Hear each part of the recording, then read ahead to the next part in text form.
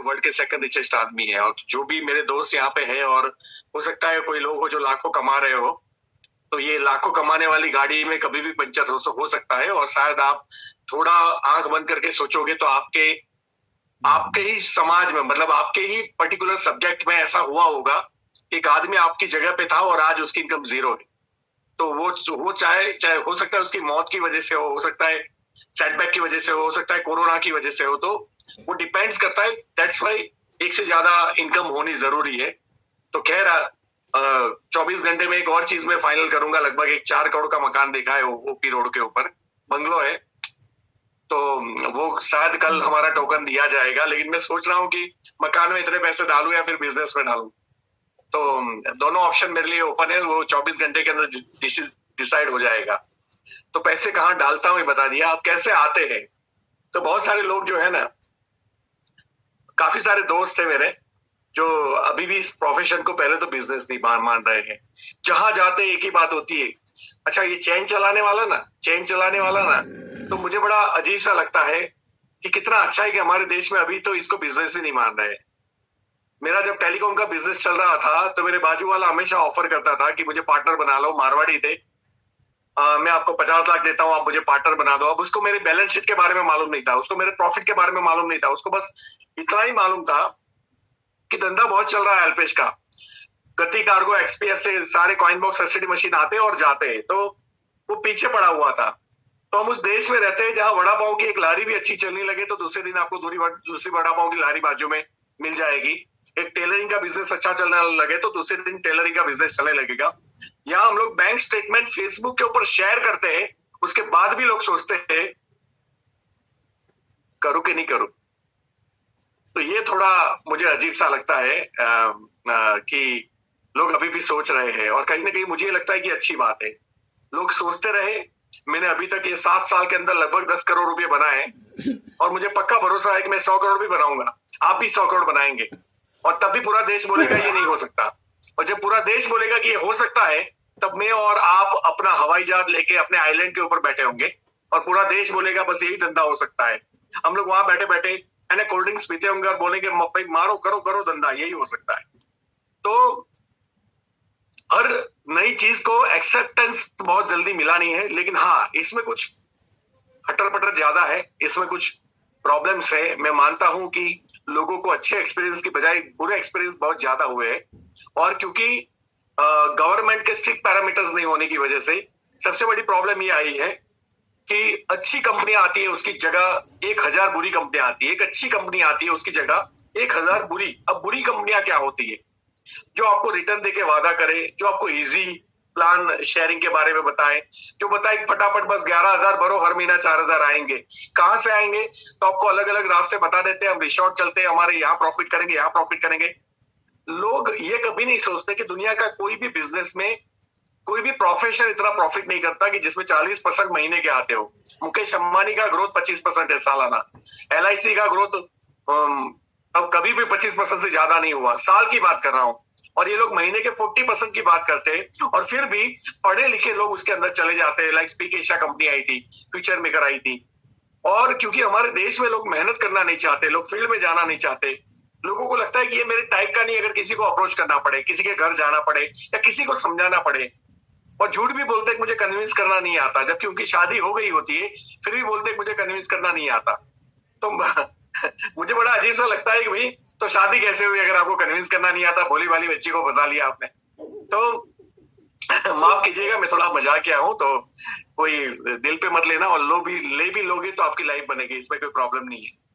तो मित्र जी आप अपना क्या बोलते हैं, आप अपना माइक ऑन रख सकते हो ना, कोई प्रॉब्लम नहीं, हम दोनों बात भी करते रहेंगे बीच में। Sure sir, sure. जी सर। तो सबसे पहले तो धन्यवाद मुझे इनवाइट करने के लिए, और thank you so very much. मैं काफी मुझे लगता है 3 महीने या शायद साल के बाद आपकी टीम के साथ बात कर रहा हूँ, और मुझे अच्छा लगता है जब इंडिपेंडेंट को लीडर ड्राइव करता है। लोग नसीब की बातें करते हैं, लेकिन मैं सही में नसीब वाला हूँ कि मेरे पास एक ऐसी लीडरशिप है जो अपने आप ही अपने बिजनेस को रन करती है, और मेरी सारी लीडरशिप ऐसी है।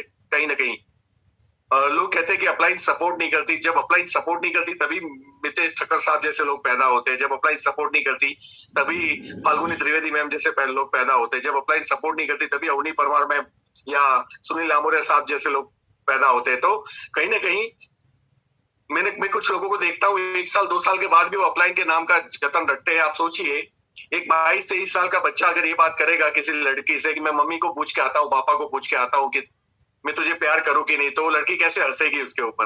तो दैट मीन्स एक जब एडल्ट एज हो जाती है उसके बाद ये अपलाइन डाउनलाइन का रटना हमें बंद कर देना चाहिए। तो काबिले तारीफ है आप लोगों का परफॉर्मेंस, काबिले तारीफ है। आप आज 8-10 लाख रुपए महीने कमा रहे हो, 10 लाख रुपए महीने कमा रहे हो, और मुझे गर्व है ऐसी टीम के ऊपर जो इतना इंडिपेंडेंटली ड्राइव करती है। और डेफिनेटली कोविड-19 के अंदर भी जब बुरा समय था, लोगों ने स्ट्रगल किया, कुछ लोगों ने फील्ड में जाके काम किया, कई लोगों ने अपने मतलब जान का रिस्क डाल के लोगों को प्रोडक्ट की डिलीवरी की, कई लोगों ने डेमोन्स्ट्रेशन दिए। तो मैं आप सभी की सराहना करता हूं। और एक बात हमेशा याद रखिएगा, जब तक हम लोग जिंदा है हम आपके साथ है। तो ये कभी मत सोचिएगा कि हमारा और आपका साथ नहीं है। ये मैं आपको दिल से बात कर रहा हूँ, ऐसा नहीं है कि कहने के लिए बोल रहा हूँ।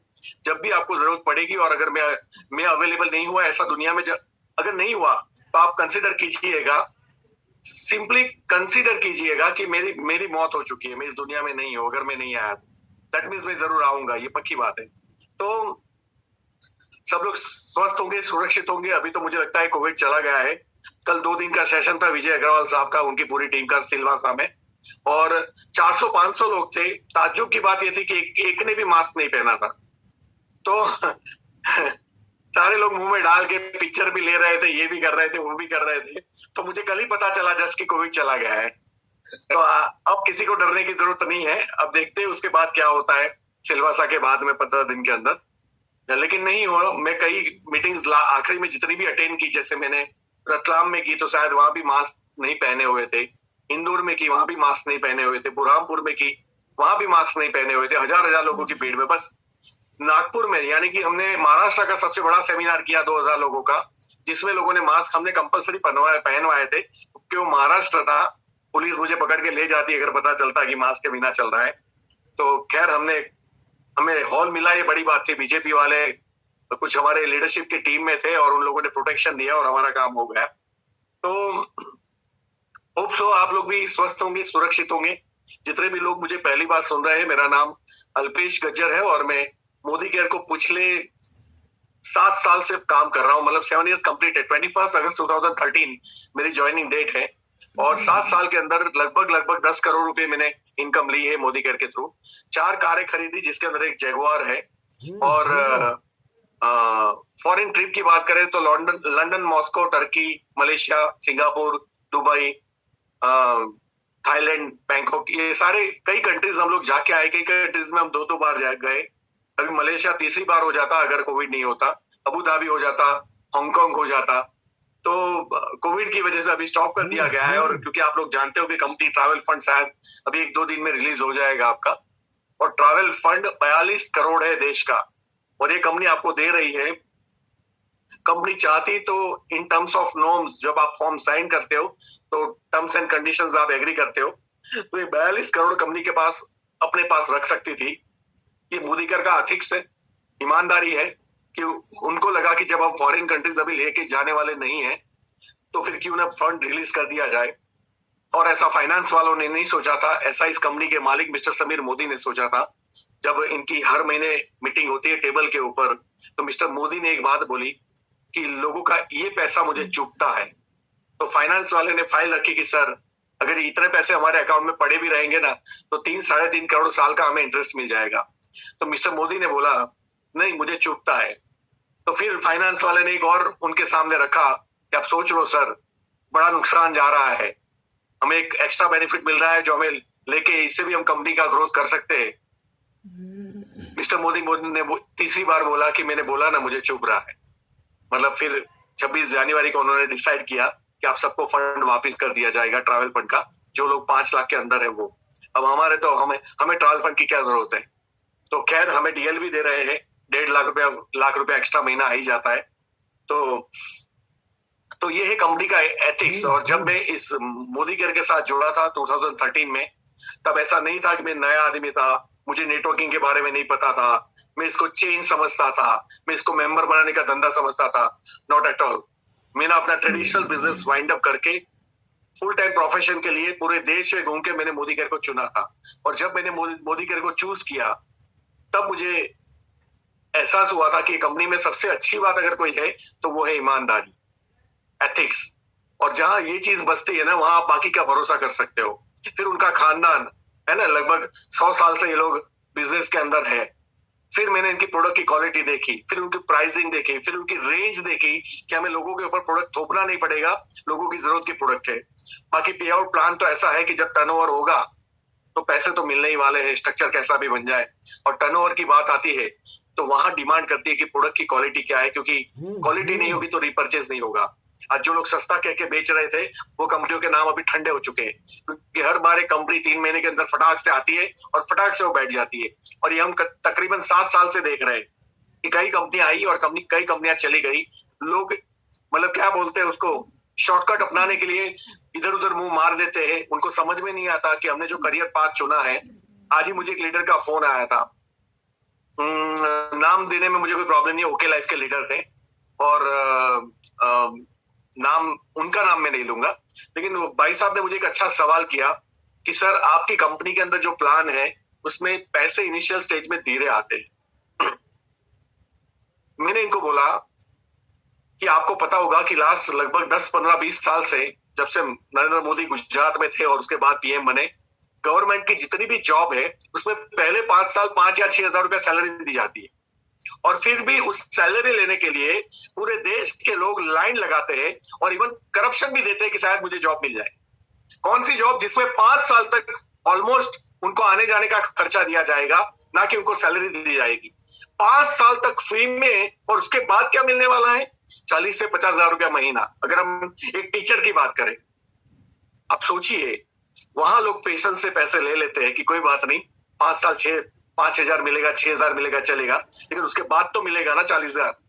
तो मेरे भाई अंडरस्टैंड कर, यहां 1 साल ही वेट करना है। अगर आप ईमानदारी से, जैसे एक आदमी जॉब करता है, एक आदमी बिजनेस करता है, एक आदमी मतलब एक महिला अपना घर जो रिस्पॉन्सिबिलिटी से निभाती है, जिसमें 8 से 10 घंटे वो दिन की मेहनत करती है, अगर उतनी मेहनत आपने मोदी घर में कर ली तो 1 साल के बाद हो ही नहीं सकता कि आप महीने के 1 लाख रुपए ना कमाते हो। ये मैं जो लोग जीरो में है उनकी बात कर रहा हूं, मैं उनकी बात नहीं कर रहा हूं जो आज 50 हजार पे है।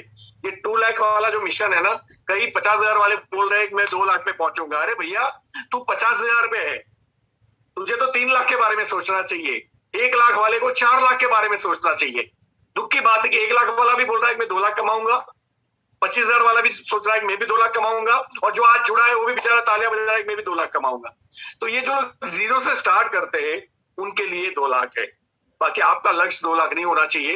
अगर आपका चेक 50 हजार, 1 लाख या 1.5 लाख है, आपका उनसे 3-3, 4-4 गुना आपका टर्नओवर होना चाहिए। क्योंकि देखो, जब कोविड आया तो कोविड ने भले ही खाना खराबी कर दी पूरे वर्ल्ड के अंदर, लेकिन डायरेक्ट सेलिंग के अंदर तो यू कैन कंसिडर ये आशीर्वाद रूप साबित हुआ। अगर ये नहीं होता तो आज मैंने अभी भी मितेश सर, मैंने वीडियो में देखा, एक महिला खाना बना रही है और उसने मोबाइल रखा हुआ है, आप देख लीजिएगा, शायद वीडियो उनका मैंने ऑन देखा था। तो और जो लोग ये बंडी गंजी पहन के बैठे उनको रिमूव कर दो सर। है ना, इनको लोगों को इतनी तो पता होना चाहिए कि मैं क्या कपड़े पहन के कैमरा के सामने बैठा हूं। तो प्लीज माफ कीजिएगा, लेकिन यहाँ माँ बहनें बैठती है ना, परिवार साथ में देखता है। तो आप अगर विंडो में, भले आप हीरोगिरी करो, कोई प्रॉब्लम नहीं है, लेकिन कम से कम जो है कपड़े अच्छे पहनो, है ना। उसके बाद आप कैमरा ऑन करो, अदरवाइज कैमरा का बटन है, ऑफ कर सकते हो। और होस्ट आपको भी सर रिक्वेस्ट करूंगा कि कैमरा ऑफ कर दो इन लोगों का, जो लोग ऐसे बैठते हैं। तो एनीवे, तो अगर कोविड नहीं होता तो ये जो महिला खाना बना रही थी ना, अगर मैं सूरत में भी ट्रेनिंग देने आता ना, तब भी वो हॉल में नहीं आ सकते थे। अगर उनको आना होता, उनको ऑटो करनी पड़ती, ट्रैवल एक्सपेंस करना पड़ता, ट्रैवलिंग चीजें उनको करनी पड़ती, फिर उसके बाद उनको क्या करना पड़ता, घर पे बोल देना पड़ता कि आज मैं खाना नहीं बनाऊंगी। और आपको पता है कि महिलाओं की क्या हालत होती है अगर ये वो अपनी जवाबदारियों को छोड़ के अगर कुछ करना चाहती है। तो ये देश नहीं, शायद दुनिया में ये चीज अलाउड नहीं है कि हम पैसे कमा रहे हैं ना, आप काम करो ना, 2 टाइम खाना भी आप ठीक से हमें नहीं दे सकते। तो ये चीजें बड़ी बीच में आती थी। आज आप लोग घर पे बैठे भी ट्रेनिंग ले रहे हो, मैं अपने घर पे बैठा हूँ, ना मेरा ट्रैवलिंग एक्सपेंस है, ना मेरे लिए कोई हाईवे पे जाना रिस्क है, और हम लोग घर पे बैठ के बात कर सकते हैं। दिस इज द देन ऑफ कोविड। ये कोविड की देन है कि हम लोग आज वर्चुअली एक दूसरे के साथ बात कर रहे हैं। नहीं तो यही मीटिंग करने के लिए 1500 लोगों के सेमिनार्स होते थे, हम भीड़ में आते थे, और फिर भी ऐसे 1500 लोग होते थे जो बेचारे नहीं आ पाते थे, जिनको आना होता था। तो खैर, अगर आपका एटीट्यूड पॉजिटिव है तो हर बुरी परिस्थिति में अच्छाइयां निकल के आ ही जाती है, और ये अच्छाइयां कम से कम डायरेक्ट सेलिंग को मिली है इस बार, क्योंकि डायरेक्ट सेलिंग ने जो ग्रोथ किया, मतलब पूरा वर्ल्ड डायरेक्ट सेलिंग के अंदर काफी पीक पे था, वो लोग अभी -3%, 4%, 5%, 10% पे है, जबकि इंडिया आज भी ग्रोथ कर रहा है। 2017 में अमेरिका का टर्नओवर 2,47,000 करोड़ का था, यूएसए, और इंडिया का टर्नओवर 2017 में 10,000 करोड़ था। आज अगर 2020 की बात करें तो इंडिया का टर्नओवर 18,000 करोड़ है, हमने ऑलमोस्ट डबल किया। भले बहुत कम है, ये चिल्लर भी नहीं है, ये मतलब कहते हैं ना कि हम गुजराती में कान खजूरानो पग भी नहीं। लेकिन अमेरिका की अगर बात करें तो उन्होंने 3 लाख बढ़ाए अपने, 2,47,000 की जगह 3,000 बढ़ाए, उनका 2.5 लाख करोड़ हो गया। और ये 33 करोड़ का देश है जो 2.5 लाख करोड़ का टर्नओवर करता है। हम 133 करोड़ के देश है जो सिर्फ 10-20 हजार करोड़ का टर्नओवर करते हैं। ये 18,000 करोड़ में भी 1800 करोड़ मोदी केयर के है, मतलब 10% हमारे गंदे के ऊपर है। और ये बड़ी, मतलब ये समझिए, जब 2.5 लाख करोड़ का हमारा मार्केट होगा तो उस दिन कम से कम 25,000 करोड़ की कंपनी हमारी मोदी केयर होगी, और मैं तो बोलता हूं उससे ज्यादा होगी, क्योंकि मोदी केयर के इर्द गिर्द भी कोई आ नहीं सकता। क्वालिटी भी देना और कमीशन भी देना और प्राइस भी देना मार्केट के अंदर, ये तीनों चीज कभी भी पॉसिबल नहीं। क्वालिटी भी देना, प्राइस भी देना अच्छी, और साथ में अच्छा कमीशन भी देना, ये तीनों चीज साथ मिलकर कभी पॉसिबल नहीं है। ये वही कंपनी का मालिक कर सकता है जिसको प्रॉफिट में इंटरेस्ट ना हो, देश की आजादी में इंटरेस्ट हो, रियल मीन में जैसे आजादी। क्योंकि आप हमारे लिफलेट्स पढ़ते हो तो मिस्टर मोदी कहते हैं कि हमारी सिर्फ एक ही प्रोडक्ट है और वो है आजादी, आपकी आजादी, आपकी फाइनेंशियल आजादी। अंग्रेज से जो हम आजाद हुए वो तो ठीक है, खुली सांस में घूम रहे हैं, लेकिन मुझे लगता है खुली सांस में सांड की तरह घूम रहे हैं हम लोग, इंसान की तरह नहीं घूम रहे। हर चीज में हमें पैसे बचाने पड़ते हैं, हर चीज में हमें सोचना पड़ता है। 3 महीने में एक बार भी एक बंदा होटल में जाता है, मतलब 70% लोगों की कहानी है कि वो मेनू नहीं देखता, वो राइट साइड में प्राइस देखता है, और आखिरी में घूम घूम के एक ही ऑर्डर आता है जो आप सबको पता है, चना मसाला, और क्योंकि वो सबसे सस्ता होता है। अभी कल परसों ही मेरे पास एक जोक्स आया, और वो जोक ऐसा था कि एक होटल में एक आदमी 10-15 मिनट मेनू देखता रहा, और जैसे ही उसने बोला कि ये काम करो, मुझे चना मसाला दे दो, तो सिर्फ 2 मिनट के अंदर चना मसाला उसके टेबल पे आ गए। उसने पूछा, इतना फास्ट आप कैसे बना लेते हो? बोले, नहीं, हम इतना फास्ट बनाते नहीं है, जब कोई 10-15 मिनट मेनू देखता है तो हम समझ जाते हैं ये चना मसाला का ही ऑर्डर करेगा, तो हम पहले से अंदर ऑर्डर देते हैं कि भैया चना मसाला बना लो। तो कहने का मतलब, हर जगह पैसे बचाने के बारे में सोच रहे हैं, हम खर्च काटने के बारे में सोच रहे हैं। मैं मानता हूं कि फिजूल का खर्च नहीं होना चाहिए, लेकिन अपने बच्चे का हम सही एजुकेशन न करवाए, हम सही कपड़े न पहने, हम सही तरह से सोए नहीं, हम सही तरह के घर में न रहे, तो उसको आप पैसे बचाना नहीं बोलते, इसको एडजस्टमेंट बोलते हैं। और एडजस्टमेंट करना भी एक आदत है, और जंग लड़ना भी एक आदत है। और जिन लोगों को जनरली एडजस्टमेंट करना आसान होता है क्योंकि कोई तकलीफ नहीं होती बॉडी को, मन को, एक ही बार बोलना है, कोई बात नहीं, आफ्टर ऑल तो ऊपर ही जाना है, सबको एक दिन मरना है, क्या साथ में लेके जाएंगे, ये सब डायलॉग बोल के हम अंडरस्टैंडिंग कर सकते हैं। लेकिन एक्चुअली जिंदगी जीने के लिए फुल ऑफ अचीवमेंट्स है, फुल ऑफ लाइफ है। अगर आप इसको अंडरस्टैंड करें तो किसको अच्छा नहीं लगता घूमना फिरना, जीना, पैसे खर्च करना, तो अच्छी कार में घूमना सबको अच्छा लगता है। मन मारने के लिए तो फिर कोई भी मार सकता है। और ये जो बातें करते हैं सूफियानी, शायद वो लोग भी मर्सिडीज BMW में घूमते हैं, जिनको लोग थाउजेंड्स ऑफ लोग सुनने आते हैं, और बोलते पैसा हाथ का मैल है। जब कथा खत्म होती है तो वही लोग मर्सिडीज में जाते हैं। तो कहने का मतलब, सबको कंफर्ट लाइफ अच्छी लगती है, मुझे भी पता है और आपको भी पता है, तो क्यों ना उसकी कुछ कीमत चुकाए। मैं मानता हूं कि आज तक आपके पास कोई सही प्लेटफॉर्म नहीं था। मैं मानता हूं कि कोई शॉर्ट नहीं था, गारंटेड नहीं था, और इसमें गारंटेड है। कई बार लोग ये सोचते हैं कि नहीं अल्पेश भैया, मैं उस टाइप का नहीं हूं, मेरे अंदर वो बात नहीं है। मैं आपसे पूछना चाहता हूं, अगर आप पेट्रोल पंप खोलने बैठे हो ना, तब सोचना कि आपके अंदर कौन सी बात है। आप जब खुद का कारोबार खोले ना, तब आप सोचना कि मेरे अंदर बात है कि नहीं। आप जब कॉर्पोरेट के अंदर जॉब करें ना, तब आप सोचना कि मेरे अंदर ये बात है कि नहीं। लेकिन डायरेक्ट सेलिंग में आपको सोचने की जरूरत नहीं है, आपके अंदर एक ही बात होनी चाहिए, अच्छी रिलेशनशिप निभाना। क्योंकि यही चीज आप में जो कमियां है, हो सकता है वो आपकी टीम में खूबियां हो, आप में जो कमियां हैं वो हो सकता है आपकी अपलाइन के अंदर खूबियां हो। जो चीज मतलब महिलाओं को कन्विंस करना बड़ा कठिन रहता है, क्योंकि उनके उनकी जो चैलेंजेस होती है वो पुरुषों से बहुत अलग होती है। अगर मैं बोलूं कि मैंने रात को जाग जाग कर मैंने गाड़ी चलाई, मैं हाईवे पे सोया, तो ये चीज कभी भी एक महिला को कनेक्ट नहीं करेगी, क्योंकि वो बोलेगी कि हम कैसे रात को गाड़ी चला सकते हैं, हम कैसे रोड पे सो सकते हैं, this is not possible for us. तो वो अपना हाथ वापस ले लेंगे। लेकिन तब मुझे अपनी अपलाइन याद आती है डॉक्टर सुरेखा भार्गव में, क्योंकि वो वही कन्विंस कर सकती है, वो अल्पेश गज्जर नहीं कर सकता। और दैट्स व्हाई ये कॉम्बिनेशन है। अगर मैं जीता हूं तो इसमें अल्पेश गज्जर की ताकत नहीं है, उसमें अपलाइन की ताकत है, डाउनलाइन की ताकत है। और मेरी आवाज ठीक से आ रही है? सर बीच में कभी कभी रुक जाती है, पर ऐसे समझ में आ रहा है क्लियरली। एक मिनट मैं जरा देख लूं, नहीं रुकनी तो नहीं चाहिए। थोड़ा डिस्टरबेंस आ रहा है।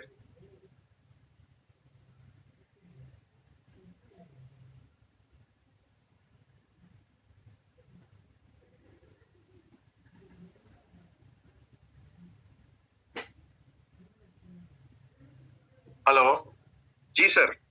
अब ठीक आ रही है ना? जी जी। अच्छा ठीक है, चलिए। ओके ओके जी, thank you so very much everyone, thank you. तो सिंपली आपके अंदर क्या बात है वो आपको सोचने की जरूरत नहीं है, ये टीम वर्क का पार्ट है। मतलब एक कहानी में आपको सुनाता हूं कि एक कुत्ता था या लोमड़ी थी, और जब एक चीता जा रहा था वो उसको बोल रहा है कि कहाँ जा रहा है, तो बोले तमीज से बात कर। बोले इसमें क्या तमीज की बात है? वो उसको घूर घूर के देख रहा था। बोले क्या देख रहा है? बोले सोच रहा हूँ। कुत्ता बोले मैं सोच रहा हूँ।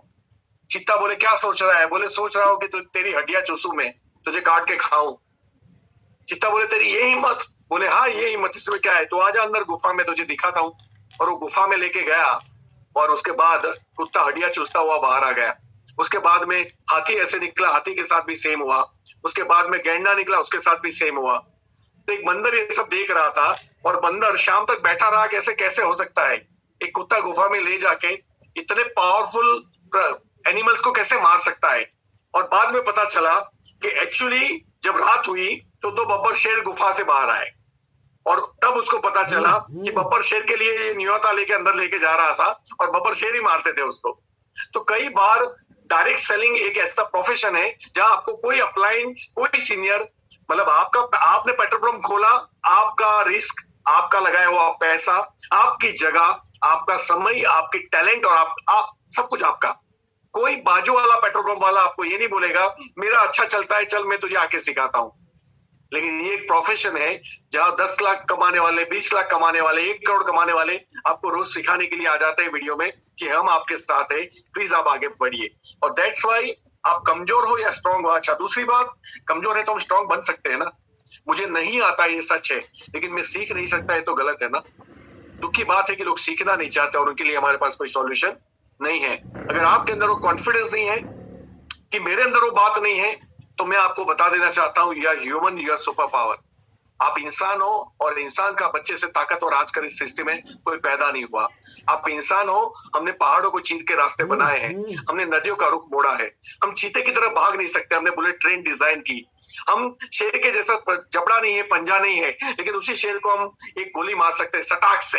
अभी हम जब लास्ट टाइम बैंकॉक गए थाईलैंड, आप यकीन नहीं मारोगे, 9 शेरों को लाइन में खड़ा कर दिया सर्कस के अंदर, और बोला सबको जे करो। लायन, टाइगर, ये लोग जे कर रहे थे में। आप सोचिए ये इंसान का बच्चा है, और ये इंसान का बच्चा, मतलब हम ईगल की तरह उड़ नहीं सकते। 300 किलोमीटर प्रति घंटा स्पीड होती है ईगल की। हमने जेट प्लेन डिजाइन किया, और उसकी स्पीड होती है थाउजेंड्स ऑफ किलोमीटर प्रति आवर। सभी एक सुपरसोनिक प्लेन डिजाइन हुआ जिसकी स्पीड है 25,000 किलोमीटर प्रति घंटा। और यही इंसान जो इन सब चीजों को बनाया है, उसी का एक जनरेशन, उसी का एक बच्चा आके बोलता है मेरे अंदर ये बात नहीं है। भैया तेरे अंदर कॉन्फिडेंस की कमी नहीं है, कॉन्फिडेंस की कमी है। प्लीज भरोसा कर अपने आप के अंदर। और कुछ तो मार्केट में निकल, थोड़ा तो अपने ऊपर छीनी हथौड़े का कार्यक्रम होने दे। जब छीनी हथौड़े पड़ेंगे ना तो पत्थर भी मूर्त बन जाता है। तो तू तो इंसान है, अगर तेरे ऊपर चैलेंजेस आएंगे तो डेफिनेटली तेरे अंदर भी जो जो क्वालिटीज है वो निखर के बाहर आएगी। वो घर में बैठे बैठे, वो बिना चैलेंजेस, वो कंफर्ट जोन में वो चीजें नहीं आती। कहते हैं ना कि घर के अंदर जो गमले होते हैं ना, उसके अंदर पर्वत के पेड़ नहीं उगते, और उसको उगाना हो ना तो बाहर ही उगते हैं, उसकी कोई सीमाएं नहीं होती। वो अंदर नहीं उगता, वो गमले में नहीं उगता। गमले में तो कंफर्ट जोन है, और गमले में सफलता नहीं मिलती, आपको बाहर जाके फटना पड़ेगा, और तभी आप बड़ा वटवृक्ष बन पाओगे। अगर आप चाहते हो कि आप कुछ बड़ा करें, आप अपने बच्चों के रोल मॉडल बने, अपने समाज के रोल मॉडल बने। इवन तो रोल मॉडल छोड़ दो, ये तो स्वार्थ की बात है। अगर आप ये चाहते हो मैं सृष्टि के अंदर कुछ कंट्रीब्यूट करूं, तो आपके पास मोदी केयर से अच्छा कोई मौका नहीं हो सकता। मैं आपको गारंटी देता हूं कि मोदी केयर नसीब वालों को मिलता है। मोदी केयर जिनको अंडरस्टैंड आता है ना कि नहीं, आई कैन डू इट, मैं कर सकता हूं, और मैं इसके पीछे बढ़ जाऊंगा, और जब तक सफलता नहीं मिलती मैं मुड़ के नहीं देखूंगा। जिनके मन में ये चीज सबकॉन्शियस माइंड में आती है ना, यकीन मानिए उन्होंने पुण्य नहीं किए होंगे, उनके माँ बाप ने पुण्य किए होंगे। और जिनके माँ बाप पुण्य करते हैं ना, उनको मोदी केयर अंडरस्टैंडिंग में आता है। और होप सो, क्योंकि आप ठक्कर साहब की टीम हो तो आपको अंडरस्टैंडिंग तो हो गया होगा। लेकिन कहीं ना कहीं आप देखना, हम लोग बहुत सारा ज्यादा ट्रेनिंग तो ले लेते हैं। ट्रेनिंग लेने के बाद हम लोग एक्शन भी, मतलब प्लानिंग भी बना लेते हैं। अब ये करूंगा, वो करूंगा, रोज इतना ये करूंगा, ये करूंगा, वो करूंगा। और उसके बाद में अगर आप देखोगे तो हमारा बॉडी जब एक्शन करने की बात आती है तो सपोर्ट नहीं करता। डिसीजन लेना और प्लानिंग करना ऑलवेज कंफर्टेबल है, आसान है, लेकिन फील्ड में जाके उसको एक्शन में कन्वर्ट करना ये ऑलवेज चैलेंजफुल है। और आपको ये मैं बता दूं, आप डिसीजन नहीं लोगे और एक्शन प्लानिंग भी नहीं करोगे तो चलेगा, लेकिन सिर्फ एक्शन करोगे ना, तब भी आपको बहुत सारे अल्पेश गज्जर, बहुत सारे फॉरम में आपको मार्केट से मिल जाएंगे, बहुत सारे मिल जाएंगे। अभी तो कोने कोनों में हम जैसे लोग पड़े हुए, उनको पता ही नहीं है ये धंधे की ताकत क्या है, इस बिजनेस की एक्चुअल ताकत क्या है। और अगर आपको यकीन नहीं आता तो मैं तो ऐसे रोज एक इंसान को मिलता हूँ। आज मेरी टीम में भी मुझे मेरे से पोटेंशियल लगभग 100 लोगों के नाम पता है जो मेरे से बड़ा कर सकते हैं, लेकिन पता नहीं, भगवान करे उनका माइंडसेट हो जाए, भगवान करे उनको समझ में आ जाए कि धंधा, ये बिजनेस की एक्चुअल साइज क्या है, उसकी ताकत क्या है। ये भैया शैम्पू साबु पाउडर बेचने का धंधा नहीं है, ये चेन बनाने का बिजनेस नहीं है, ये मेंबर बनाने का बिजनेस नहीं है, ये करोड़ों का टर्नओवर करने का बिजनेस है। ये मतलब आपको लगता होगा कि आप लॉयल्टी को प्रमोट करते हो, बड़े खुश हो जाते हो, 2,500 की प्रोडक्ट हम बेच के आए। लॉयल्टी यानी मैंने प्रोडक्ट थोपी, मैं बोलता हूँ उसको डेमो किट थोपो, मैं बोलता हूँ उसको बिजनेस की ताकत थोपो। आप जहां जहां जाओ ना, वहां एक ब्रांच ओपन होनी चाहिए। आप जहां जहां जाओ वहां प्रोडक्ट नहीं बिकनी चाहिए। आप जहां जहां जाओ ना, एक आदमी की रात की नींद खराब हो जानी चाहिए कि यार इतने टाइम से मोदी क्या चल रहा है और मैंने समझा ही नहीं इसको। वो दीवार में सर टकराना चाहिए कि पहली बार जब मेरे पास मोदी केयर कोई लेके आया तो मुझे क्यों समझ में नहीं आया। तब आपने सही प्रेजेंटेशन किया है। प्रोडक्ट बेच के कोई अमीर नहीं बन सकता, आप याद रखिएगा। लोगों को जोड़ के, लोगों को लीडरशिप डाल के, लोगों के अंदर कॉन्फिडेंस डाल के, लोगों को स्किल सिखा के, लोगों को हाथ पकड़ के फील्ड में ले जाके सिखा के आप करोड़ों अरबों रुपए कमा सकते हो। और आपको वो करना है। प्लीज अंडरस्टैंड, आप अगर अपने पीजीबीवी के लिए, अपने साइड वॉल्यूम के लिए आज मेहनत कर रहे हो तो कहीं ना कहीं आप चूक जा रहे हो कि जिस आदमी के थ्रू आप साइड वॉल्यूम कर रहे हो वो शायद अल्पेश गज्जर हो सकता है। उस वक्त आपका फोकस इतना ही है कि मेरी प्रोडक्ट बिक जाए।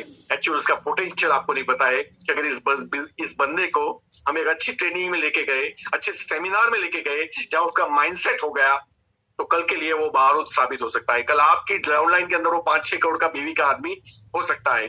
और ये करने के लिए आपकी वो नजर होनी चाहिए। हमारी नजर तो हमारा पीजीबीवी के लिए, हमारी नजर तो हमारा धूम क्वालिफिकेशन के लिए, हमारी नजर तो, मुझे याद है हमारे टीम में एक बच्चा आया था बुरहानपुर में, मिस्टर रवि बूटे, और उन्होंने मुझे पहले दिन प्लान समझने के बाद मैंने उनको बेनिफिट्स में हमेशा समझाता हूँ। मतलब लॉयल्टी एक फीचर है, उसको हमें सेल करना चाहिए लेकिन थोपना नहीं चाहिए। वो हमारा गोल नहीं होना चाहिए, वो हमारा लक्ष्य नहीं होना चाहिए। हमारा लक्ष्य और गोल सामने वाला आदमी इस बिजनेस को अंडरस्टैंड करे, उनको हम रियलाइज करा पाए कि इस बिजनेस में पैसा है, हम उसको रियलाइज करा पाए ये पैसा वो आराम से ले सकता है, मतलब बड़ी आराम वो कंफर्टेबली ले सकता है अगर उसने इस बिजनेस को अंडरस्टैंड किया तो एक्चुअली मेरा ये लक्ष्य रहता है, जब मैंने उनको सारे फीचर समझा दिए, टेक्निकल आदमी है, पढ़ा लिखा है, तो उसका तुरंत फोन आया रास्ते में, सर मैंने एक चीज सोच ली है। मैंने बोला क्या? सर 1,000 लॉयल्टी करके दूंगा आपको 1 महीने में। मैंने बोला देख रवि, मुझे 1,000 लॉयल्टी नहीं चाहिए, मुझे 100 डेमो किट वाले लोग चाहिए, तो देगा? बस इतना ही करना, क्योंकि 100 डेमो किट वाले लोग रोज 500 का भी धंधा करेंगे तो एवरीडे 50,000 का धंधा करेंगे और 15 लाख का बिजनेस होगा मेरा 1 महीने के बाद। और सबसे बड़ी बात तो ये है, सबसे बड़ी बात तो ये है कि ये जो डेमो किट लेके घूमते हैं ना, वो ब्रांच ओपन करते हैं, वो कस्टमर नहीं बनाते हैं, और कस्टमर ही बनाता है। मुझे प्रोडक्ट अच्छा लगा, आप भी खरीदिए, लेकिन मेरी गाड़ी आने वाली है, आप भी साथ में कीजिए, आपकी भी गाड़ी आएगी। लोग ये कभी नहीं बोलते, और दैट्स वाई हमारा डुप्लीकेशन क्या हो रहा है वो बहुत इंपॉर्टेंट है। तो होप सो आप इस बिजनेस, देखो आप लोगों को शायद नहीं पता होगा कि फॉरेन कंट्रीज के अंदर लोगों के पास खुद का आइलैंड है, आइलैंड है कई लोगों के पास खुद के हवाई जहाज है। वो जिस कलर का ब्लेजर पहन के जाते हैं ना, सूट पहन के, उस कलर का वो क्या बोलते हैं, हवाई जहाज लेके उड़ते हैं। ये मैं किसकी बात कर रहा हूं? मेरे और आपके जैसे नेटवर्कर्स की बात कर रहा हूं, जो एक कंपनी के अंदर सिर्फ नेटवर्किंग तौर पे, कंसल्टेंट के तौर पे जुड़े थे। आज के डेट में मैं ऐसे लोगों को जानता हूं जो 1,000 करोड़ से ज्यादा रुपए कमा चुके हैं डायरेक्ट सेलिंग के अंदर। आप क्या समझते हो भारत देश में नहीं चला, इसका मतलब क्या बिजनेस नहीं है? भारत देश में तो आपको पता है कि जो लोग सेबी में, मतलब शेयर स्टॉक मार्केट में गलत तरीके से खेल नहीं सकते, जो IRDA में नहीं खेल सकते, जो RBI बैंक खोल के लोगों को नहीं लूट सकते, वो सारे डायरेक्ट सेलिंग के मुखौटे पहन के आते हैं। और डायरेक्ट सेलिंग के अंदर एक ऐसी लुभावनी, मतलब ऐसे कलर ब्रोचर छपवाते हैं, इतनी एक स्टोरी तैयार करते हैं, उस स्टोरी में हम लोग आ जाते हैं और बोलते हैं कुछ नहीं करना, कुछ नहीं करना। आप सोचिए मेरे भाई, कुछ नहीं करने से अगर दुनिया चलती तो मुकेश अंबानी इतना लोड क्यों लेता? वो सारा अगर मुकेश अंबानी जो है, अगर क्या बोलते हैं, अगर उनको पता चलता है बिना मेहनत के पैसे आते हैं, तो सारा पैसा ऐसी कंपनियों में नहीं लगा देते जहां बैठे बैठे रिटर्न आए। बैठे बैठे दुनिया में कुछ नहीं होता। आज के बाद अगर आपको कोई बोलता है यहाँ आसानी से पैसे आते हैं या यहाँ कुछ नहीं करना, आप एक काम जरूर करना, 100 नंबर डायल करना, पुलिस को बुलाना, उस बंदे को दे देना। ये चीटर लोग होते हैं और इन्हीं लोगों ने हमारे समाज का नाम खराब किया है। इन्हीं लोगों की वजह से आज मुझे और आपको ज्यादा मेहनत करनी पड़ रही है। लोग थके हुए हैं, लोग लूटे गए हैं, और उन्होंने समाज में लोगों को सुसाइड करते हुए देखा है, लोगों के घर बिक गए हैं, और उस इंडस्ट्री को उन लोगों ने गंदा करके रखा है। लेकिन कहीं ना कहीं भारत देश में नहीं चलना भी हमारे लिए एक फायदा नहीं है क्या? एक्चुअली आप मुझे पूछो तो वी आर लकी कि अभी भी लोगों को इस बिजनेस की ताकत का एहसास नहीं हुआ है। एक जूते का सेल्समैन था, अफ्रीकन कंट्रीज में भेजा गया, जा बेटा जाके देख, हमारे पास बड़ी बड़ी मशीनें हैं, हम ज्यादा जूते प्रोड्यूस कर सकते हैं, क्या वहां पे सेलिंग का कोई स्कोप है? प्लीज जाके आ। ये बच्चा गया, पहले दिन फोन किया, अक्सर मेरी वापसी टिकट करवाओ।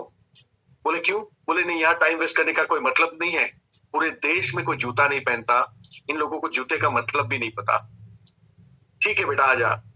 फिर उसी कंपनी के अंदर पिछले 6 साल के अंदर बहुत सारे रिकॉर्ड ब्रेक किए एक बच्चे ने, और मालिक को लगा इसे बेच के देखता हूं, शायद वहां जूते का मार्केट का कोई स्कोप हो। उन्होंने सेम कंट्री सेम सिटी के अंदर उसको लॉन्च किया, भेजा और बोला जा बेटा देख क्या वहां मार्केट बन सकता है, तो 15 दिन आराम से करना, जल्दी मत करना, सोच के मुझे बताना। जैसे वो एयरपोर्ट पे उतरा, आधे घंटे के अंदर उसका वापिस फोन आया कि सर वापसी की टिकट कराओ, एक दिन भी मैं यहाँ रहना नहीं चाहता। बोले क्या हुआ? बोले 1 घंटा भी वेस्ट मत करना, आपकी जितनी ताकत है उतना प्रोडक्शन स्टार्ट कर दीजिए, यहाँ कोई जूते नहीं पहनता। अगर जूते पहनने के फायदे अगर इन लोगों को समझाए हमने, तो डेफिनेटली पूरे देश को जूते की जरूरत है। सेम अगर कोई डायरेक्ट सेलिंग के अंदर मुझे लोग बोलते हैं कोई करना नहीं चाहता, तो मुझे बहुत अच्छा लगता है, यानी कि मार्केट पूरा अपना है। हम लोगों को समझाएंगे कि आपकी जिंदगी में मोदी कैसे क्या परिवर्तन आ सकता है। मैं उसको सबसे पहला एक ही सवाल पूछता हूँ, इसमें कुछ गलत है तो मुझे बताओ, मैं बिजनेस बंद कर देता हूँ। मैं आपको 10,000 रुपये देता हूँ कैश, आप मुझे लॉस करके दिखाइए मोदी केयर में। आप लॉस कर ही नहीं सकते। अगर आप बिग बाजार में जाके लॉस नहीं कर सकते, आप डीमार्ट में जाके लॉस नहीं कर सकते, आप लाले की दुकान में जाके लॉस नहीं कर सकते, आप गंज बाजार में जाके लॉस नहीं कर सकते, तो यहाँ भी आप लॉस नहीं कर सकते, क्योंकि जैसे आप पैसे देते हो आपको प्रोडक्ट मिल जाता है। तो मोदी केयर में कहीं लॉस नहीं है। एक बात हमेशा याद रखना दोस्त, धंधा सही और गलत होता है, छोटा और बड़ा कभी नहीं होता। आपको अगर शर्म आती है इसको करने में, दैट मीन्स अभी आपने इसकी साइज को समझा नहीं है, इसलिए शर्म आती है। बाकी 100 करोड़ की कंपनी का जो मालिक होता है ना, उसके इक्विवेलेंट का ये धंधा है। जिस दिन आपको समझ में आ गया ना, सामने वाला समझे या ना समझे, सामने वाला हंसे या आपका इंसल्ट करे, वो उसकी सोच है, वो उसकी अंडरस्टैंडिंग है। एक छोटा बच्चा जिसको आप एक कैडबरी का पैकेट दोगे और एक सोने का बिस्किट दोगे, छोटा बच्चा क्या लेगा आपके हाथ से? डेफिनेटली आप सही समझे, छोटा बच्चा कैडबरी लेगा। इसका मतलब उसमें अक्ल नहीं है, नहीं, उसका मैच्योरिटी के लेवल उतरा है। आपको भी पता है वो यही चुनेगा, उसकी समझने की साइज इतनी है। उस बच्चे को ये नहीं पता कि अगर ये सोने का बिस्किट ले लिया तो ट्रक भर के कैडबरी आएगी मेरे पास। और सेम जब आप फील्ड में जाते हो, आपको लगता है लोग समझने चाहिए, वो नहीं समझते। उनकी मैच्योरिटी लेवल पर्टिकुलर इस बिजनेस के लिए बहुत कम है। आपको दया खानी चाहिए, आपको उनको माफ कर देना चाहिए। लेकिन समझने वाले लोग मिलते हैं, अगर नहीं मिलते ना, अगर आपको ये फील होता है कि लोग नहीं जुड़ते, तो आपको बता दो, लोग आधार कार्ड नहीं देते। कंपनी के अंदर, मोदी के कंपनी के अंदर एवरी मंथ 1 से 2 लाख आधार कार्ड लगते हैं। तो अगर आप ये बोलते हो कि लोग आधार कार्ड नहीं देते, तो ये 1 से 2 लाख लोग आधार कार्ड कैसे देते हैं? आप कहते हो कि नहीं हमारे वहां प्रोडक्ट नहीं बिकता, तो मेरी टीम के अंदर 12 से 15 करोड़ का सेल एवरी मंथ होता है। ये बताइए ये कैसे होता है? सिर्फ गुजरात की बात करें, 10 करोड़ का बिजनेस है, 10 करोड़ का बिजनेस महीने का। आप बोलते हो कि हमारे गांव में नहीं चलता, तो ये गुजरात में ही तो चल रहा है, गुजरात के लोग ही तो ले रहे हैं। आप कैसे बोल सकते हो नहीं बिकता? दैट मीन्स आधार कार्ड लग रहे हैं, मुझे लेना नहीं आता। लोग जुड़ रहे हैं, मुझे जुड़ाना नहीं आता। लोग काम कर रहे हैं, मुझे काम लेना नहीं आता। और सबसे बड़ी बात, लोग खरीद रहे हैं, मेरे पास से लोग नहीं खरीद रहे। यानी कि स्किल टाइम लेती है, ग्रिप टाइम लेती है, नॉलेज टाइम लेता है। अगर आप 12वीं कक्षा में स्टेट फर्स्ट आ गए, कंट्री फर्स्ट आ गए, तो भी आप 1 साल में एमबीबीएस नहीं कर सकते, आपको 6 साल ही लगेंगे। जब आप लाखों करोड़ों कमाने के बिजनेस में आते हो, आप कैसे सोच लेते हो कि 6 महीने में आप एक्सपोर्ट हो जाओगे और 6 महीने में आपकी इनकम आना स्टार्ट हो गई? हम उस देश में रहते हैं जहां प्लम्बर और वायरमैन बनने के लिए 2 साल लगते हैं। आप हाथ नहीं लगाओगे, अगर आपका लाइट चला गया है ना, आप वायरमैन को बुलाओगे। आपका अगर नल खराब है ना, आप प्लम्बर को बुलाओगे। आप ये नहीं बोलोगे कि नहीं नहीं ठीक लाओ, मैं ही सब पाइप खोल के मैं नल ठीक कर देता हूँ। क्योंकि आपको पता है कि जहां चोंच नहीं डूबती ना, वहां हाथ नहीं डालना चाहिए। जब 25,000 कमाता है प्लम्बर, 25,000 कमाता है वायरमैन, वो धंधे के अंदर आप हाथ नहीं डालते, तो ये तो 25 लाख कमाने की बात हो रही है। वहां आप कैसे हाथ डाल सकते हो? वहां आप कैसे बोल सकते हो कि बिना सीखे, बिना समझे, बिना करे मुझे सब समझ में आ गया, अच्छा ऐसे ऐसे लाने का, ऐसे ऐसा हो जाएगा? ऐसे नहीं होता। मैं भी यही सोच के आया था जब आपकी जगह पे था। मैंने भी यही सोचा था कि लोग ऐसे फटाफट जोड़ दूंगा, मेरा तो सब चलता है। और एक्चुअल मेरे साथ ऐसा हुआ, लोग फटाफट जुड़ गए। लेकिन मुझे नहीं पता था ये लोग मेरा थोबड़ा देख के जुड़ रहे हैं। ये मेरी फेस वैल्यू है।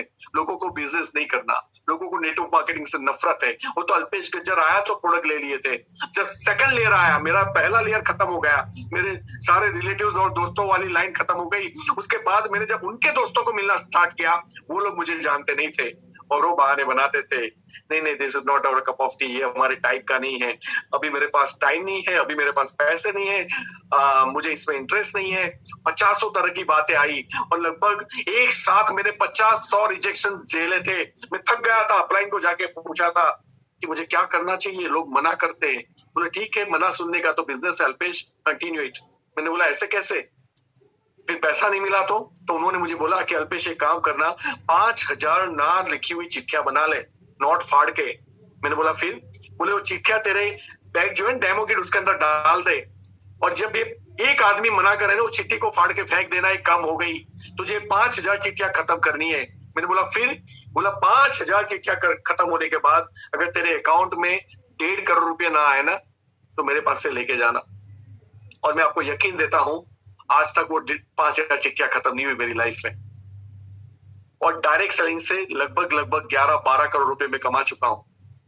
आप सोचिए, खत्म नहीं हुई नो वाली। और हम बोलते हैं रिजेक्शन नहीं आना चाहिए, लोग मना नहीं करने चाहिए। अरे मेरे भाई, सारे लोग मोदी केयर करेंगे तो आईपीएस कौन बनेगा, आईएएस कौन बनेगा, देश की रक्षा कौन करेगा, बॉर्डर के ऊपर आर्मी में कौन जाएगा, आपका ड्राइवर कौन बनेगा, आपकी काम वाली बाइक कहां से लाओगे आप? सारे लोग मोदी केयर नहीं करते। जब कोई मुझे मना करता है तो मुझे लगता है चलो देश के लिए एक सिपाही छोड़ दिया। जब कोई और मना करता है मैं सोचता हूँ चलो किसी के लिए एक ड्राइवर छोड़ दिया। जब कोई मना करता है मुझे लगता है चलो मैंने किसी कंपनी का जो हमारी प्रोडक्ट मैन्युफैक्चर होती है वहां के लिए एक एम्प्लॉय और एक मैनेजर जब मैंने छोड़ दिया। तो सारे लोग हाँ करना जरूरी नहीं है। सारे लोगों मैं क्या बोला आप पहले सुनिए। आपका नसीब होगा तो मोदी केयर मिलेगा और आपके माँ बाप के पुण्य होंगे ना तब मोदी केयर आप अंडरस्टैंड कर पाओगे। ये सबके बस की बात नहीं है इसको अंडरस्टैंड करना, और उसके बाद भी चलना पड़ता है, उसके बाद भी चैलेंजेस को झेलने पड़ता है। और आप कहते हो कि नहीं कोई प्रॉब्लम नहीं आनी चाहिए, सब ऐसे ही जुट जाने चाहिए, सब प्रोडक्ट लेने चाहिए, सब मीटिंग में आ जाने चाहिए, सब इंडिपेंडेंटली काम करने चाहिए। ओ माय गॉड, तो फिर पूरी दुनिया यही करती है। अगर ऐसे हो जाता तो आपको डट के रहना पड़ता है। आपका आत्मविश्वास कभी भी कमजोर नहीं होना चाहिए। तो जब सेकंड लेयर आया मैं नहीं कर पाया, लेकिन जब मैं बार बार प्रेजेंटेशन करता गया मेरा वे ऑफ प्रेजेंटेशन बदलता गया, मेरा कॉन्फिडेंस, मैं हर बार हर ट्रेनिंग मीटिंग्स में जाता था। और अगर आज मैं जिंदा हूं या मेरी टीम जिंदा है, मुझे नहीं पता आप लोग ट्रेनिंग और मीटिंग्स को कितना इंपॉर्टेंस देते हो, लेकिन मेरे लिए ये जिंदगी है, मेरे लिए लाइफ है। अगर ट्रेनिंग मीटिंग नहीं है ना तो नेटवर्क मार्केटिंग नहीं। मतलब मैंने अच्छे अच्छे लोगों को माइंडसेट होते हुए देखे, अच्छे अच्छे लोगों को डिसाइड करते हुए देखा है। मेरा जब फुल डे सेशन होता है तो एक सेशन के अंदर तकरीबन 10 लोग नौकरी छोड़ देते हैं। 100 में से 10 लोग नौकरी छोड़ देते हैं। इसका मतलब वो पूरे दिन के अंदर उनको अंडरस्टैंड होता है इस बिजनेस में पैसा है, ये बड़ा धंधा है, मैं तकलीफ झेलने के लिए तैयार हूं, मैं सीखने के लिए तैयार हूं, और 1 साल के बाद मेरी लाइफ में बहुत बड़ा परिवर्तन आने वाला है। ये उनको आज दिखाई देता है, लेकिन उसके लिए वो 8 घंटे सुनते हैं तब उनके दिमाग में जाता है।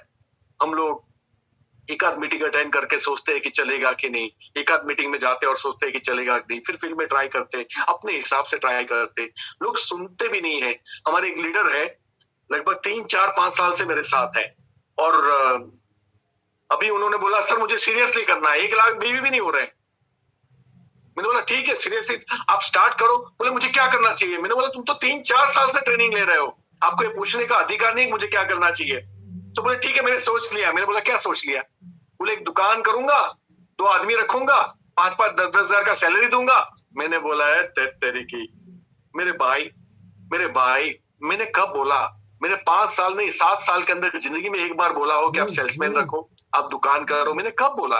बोले नहीं आपने नहीं बोला, मेरा आइडिया है। मैंने बोले तुम्हारा आइडिया ही तो तुम्हें मारता है, मत करो ना तुम्हारा आइडिया। जो अपलाइन बोलती है ब्लाइंडली फॉलो करो, आगे पीछे मत सोचो। लोगों को लगता है कि अपलाइन तो कहीं भी कुएं में फेंक देगी। अरे भैया आंखें खुली रखो, जिस दिन अपलाइन बोले कुएं में गिर मत गिरना बस, लेकिन बाकी के काम तो आप कर सकते हो ना, क्योंकि आपकी जीत में आपकी अपलाइन की जीत है। पहली बात तो ये है। तो अगर वो सेल्फिश होगा, स्वार्थी भी होगा, तब भी वो आपको गलत रास्ता नहीं दिखा सकता, क्योंकि आपका वॉल्यूम जितना आपको पैसा देता है उससे आधा तो उसको देता ही देता है। तो आप प्लीज अंडरस्टैंड कीजिए, आपकी अपलाइन आपका बुरा कभी नहीं चाह सकती। सेंस ऊपर नीचे हो सकती है, लीडरशिप ऊपर नीचे हो सकती है, अनुभव ऊपर नीचे हो सकते हैं, कॉन्फिडेंस ऊपर नीचे हो सकता है। तो वो आपको सिलेक्ट करना है, आपको सिलेक्ट करना है। लेकिन मेरी आपसे कहने का मतलब ये है कि आप ब्लाइंडली अपनी अपलाइन को बिलीव कीजिए। आपने अपलाइन ने जो आपको सिस्टम दिया है उसके अंदर आप प्लग इन हो जाइए, और इवन सुरेखा मैम तक आपको जो ट्रेनिंग जिसकी ट्रेनिंग अच्छी लगती है आप प्लीज फॉलो कीजिए। आपकी जो भी अपलाइन है आप उनको फॉलो कर सकते हो, आप उनके टच में रह सकते हो, आप उनसे बात कर सकते हो, लेकिन बिजनेस मत छोड़ना, कॉन्फिडेंस लूज मत करना। आपका रहना जरूरी है। जो टिकेगा वो सीखेगा, और जो सीखेगा वही जीतेगा। कहते कि पहला एक साल होता है सीखने के लिए, दूसरा 1 साल होता है, दूसरा साल होता है सिखाने के लिए, और तीसरा साल होता है कमाने के लिए। लेकिन हम लोग वेट ही नहीं करते। और जो लोग ये बोलते हैं कि मुझे 2 साल हो गए, मुझे एक मैडम का फोन आया था, जनरली मैं गारंटी देता हूं हमेशा कि 1 साल अगर आपने रोज के कम से कम 3 डेमो किए, एवरीडे 3 डेमोस्ट्रेशन प्रेजेंटेशन किए, और आपने अपने कॉन्फिडेंस को 1 साल तक थोड़ा सा भी नीचे नहीं आने दिया, क्योंकि देखो लोग मेहनत तो करते थे लेकिन उनके अंदर भरोसा नहीं बचता। वो सामने वाले तो कहते हैं हम गाड़ी लाएगी, ये लाएगा, वो लाएगा, ये आएगा, अंदर से खाली आवाज आती है कि मेरी आएगी कि नहीं मुझे नहीं पता। तो ऐसे कॉन्फिडेंस के साथ अगर आपने काम किया है, आप कभी भी अपने गोल को, अपने लक्ष्य को अचीव नहीं कर पाओगे। तो मेरी आपसे रिक्वेस्ट है, मेरा भरोसा करके आज विश्वास कर लो, आपकी जिंदगी में परिवर्तन जरूर आएगा। तो आज से लेके 1 साल तक आपकी लाइफ में कॉन्फिडेंस हिलना नहीं चाहिए, नंबर 1। नंबर 2, जो फुल टाइमर है उनकी बात कर रहा हूं, आप 3 से 5 डेमो करो। 5 कर सकते हो तो बहुत अच्छा है, 3 मिनिमम करो, यानी 1 साल में आपके डेमोस्ट्रेशन हो जाएंगे ऑलमोस्ट 1000। अगर मिनिमम पे भी आप गए तो 1000 डेमोस्ट्रेशन के बाद एवरी वीक अच्छी 2 ट्रेनिंग आप जरूर अटेंड करें। प्रोडक्ट की ट्रेनिंग तो करनी है, लेकिन जो आपकी सफल लीडरशिप है उनकी ट्रेनिंग अटेंड करनी है। क्योंकि देखो, लीडरशिप अलग सब्जेक्ट है और प्रोडक्ट ट्रेनिंग एक अलग सब्जेक्ट है, दोनों में वास्ट डिफरेंस है। और आपको लीडरशिप ट्रेनिंग की बहुत जरूरत पड़ेगी, क्योंकि आपका कॉन्फिडेंस, आपको रास्ते में जब तकलीफें आएगी तो आपको वो सारी चीजें आपकी लाइफ के अंदर, मतलब सारी चीजों का आपको जवाब चाहिए, आपका कंफ्यूजन क्लियर होने चाहिए।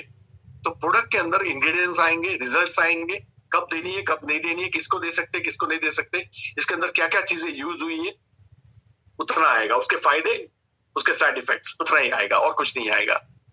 लेकिन जब लीडरशिप ट्रेनिंग होगी तो हमारे दिमाग को क्या चाहिए, हमारे बॉडी को क्या चाहिए, हम क्या कर सकते हैं, हमारे अंदर क्या बात है, अगर मैं आगे नहीं बढ़ पा रहा हूं तो क्यों नहीं बढ़ पा रहा हूं, उसके सारे जवाब आपको वहां पे मिल जाते हैं। एवरी वीक यूट्यूब से भी ढूंढ निकालिए, आपके अपलाइन को पूछिए, वो जो लिंक दे वही अटेंड करें। मैं कभी नहीं कहूंगा कि आप इसकी अटेंड करो इसकी अटेंड मत करो, आपके अपलाइन जो बोलती है उसके ऊपर भरोसा करना और वो ट्रेनिंग मीटिंग्स आप अटेंड करना। 1 साल तक लगातार अगर आपने 1000 डेमोस्ट्रेशन कर लिए, आपका मिनिमम 50,000 और मैक्सिमम 2 लाख का चेक आपका जरूर रहेगा, ये मेरी गारंटी है। मिनिमम से मैक्सिमम मैंने आपको बता दिया। एक महिला का फोन आया मुझे कि सर 6 महीने, सॉरी मैं आपकी टीम से बोल रही हूँ। मैंने बोला हाँ जी बोलिए मैम। बोले सर 1 साल हो गया। मैंने बोला तो? सर 1 साल हो गया। मैंने बोला तो? सर आपने बोला था ना कि 50,000 से 1 लाख आएगा। मैंने बोला हाँ मैं बोलता हूँ, सबको बोलता हूँ। सर 3,000। मैंने बोला क्या 3,000? बोले सर 3,000 का चेक है मेरा। मुझे बड़ा अजीब सा लगा कि ऐसा कैसे हो सकता है, 1 साल के बाद 3,000 का चेक। तो मैंने बोला कोई कॉन्फिडेंस में कमी है आपके? नहीं बड़ी पैशनेट हूँ मैं, बड़ी पैशनेट हूँ। मैंने बोला डेफिनेटली अगर आप पैशनेट नहीं होते तो आप मुझे कॉल भी नहीं करते, ये तो मैंने मान लिया। अब दूसरी बात, आप क्योंकि 12 बजे थे, आपने यस्टरडे कल कितने डेमोस्ट्रेशन किए, कितने प्रेजेंटेशन किए, कितने लोगों से आप मिले?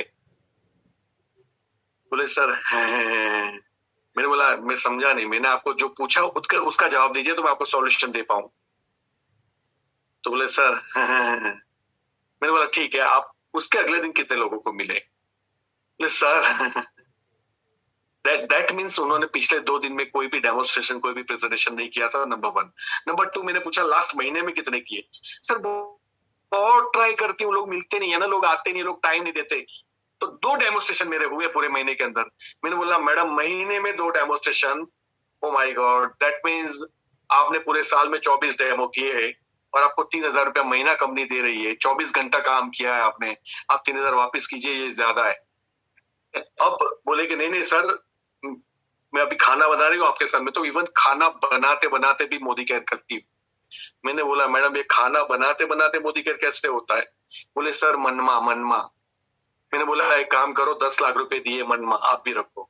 तो कहीं ना कहीं ये हमारे जितने भी लीडरशिप आज सुन रही है ना, आपकी सबसे बड़ी तकलीफ ये है कि आप धंधा मनमा कर रहे हो। मन में मत करो, फील्ड में करो, फील्ड में करो। एक स्ट्रिक्ट पैरामीटर्स रखो, आपको अच्छा लगे या ना लगे आप लिस्ट बनाओ, आपको अच्छा लगे या ना लगे लोगों से बात करो, बात करने के तरीके को बदलो।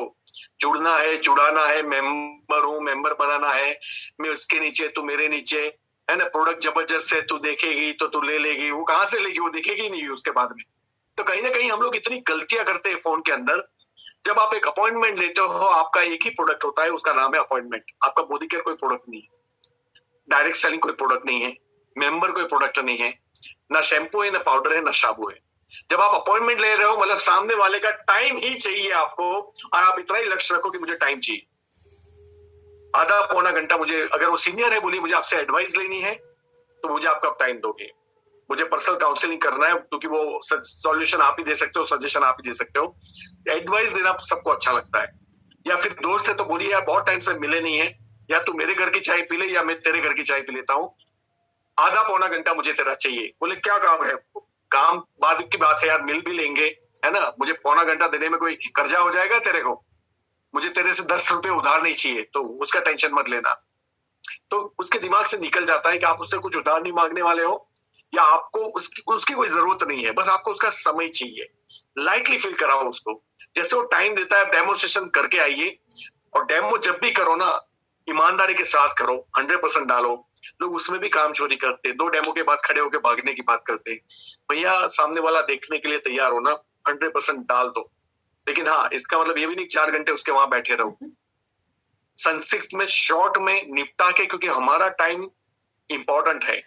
अगर हम अपनी टाइम की वैल्यू नहीं करेंगे ना, सामने वाला हमारी टाइम की वैल्यू नहीं करेगा।